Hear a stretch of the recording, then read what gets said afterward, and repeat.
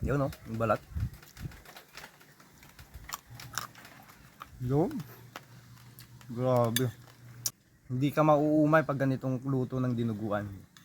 At dahil halos puro gulay ang content natin nung nakaraan, ayun, napurga tayo sa puro gulay. Kaya naman, for today's ulam, karne naman ang ating babanatan. Nag-crib po ako sa dinuguan. Kaso nga lang, ang gusto ko sa dinuguan ay yung lutong hindi nakakaumay. Kaya naman, gagawan natin yan ng paraan. Crunchy dinuguan. Tara, lutuin natin. Heto yung aking nabili. Pinili ko talaga yung hindi masyadong mataba. Hinugasan ko lang ng mabuti, saka naman ako nagpainit ng tubig sa kawali. Naglagay ako ng bawang tsaka paminta. Naglagay rin ako ng kaunting asin, panimpla. Saka ko naman inilagay yung ating karne. Tinakpan at pakukuluan natin ng medyo matagal. Dahil palalambutin natin yung karne ng kaunti. At pagkatapos ng ilang minuto, ayun, okay na. Nagpainit na rin ako ng mantika. Nilubog sa mantika hanggang maging crispy at golden brown. Saka ko naman ito chinyap-chap o di kaya hiniwa-hiwa. Sunod naman akong naggisa ng sibuyas, bawang, tsaka luya. At nung matosted na, heto, ilalagay ko na yung ating dugo.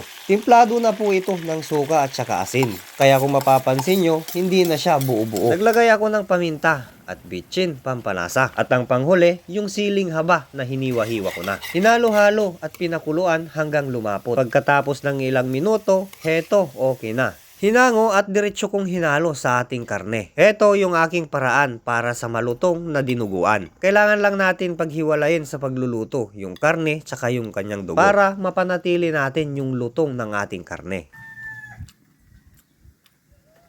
Yun oh, yung balat. Yun. Grabe. Hindi ka mauumay pag ganitong luto ng dinuguan.